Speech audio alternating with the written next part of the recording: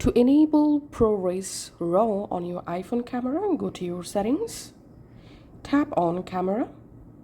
Under camera settings, tap on formats, and here you will find ProRes and resolution control. So enable this option.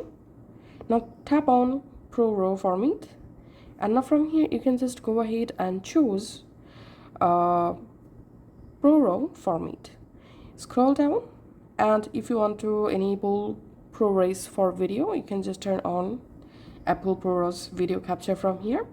Now go to your camera app, and here at the top left corner you find ProRes. Tap on that, and now from here you can just go ahead and choose format and resolution to capture photo.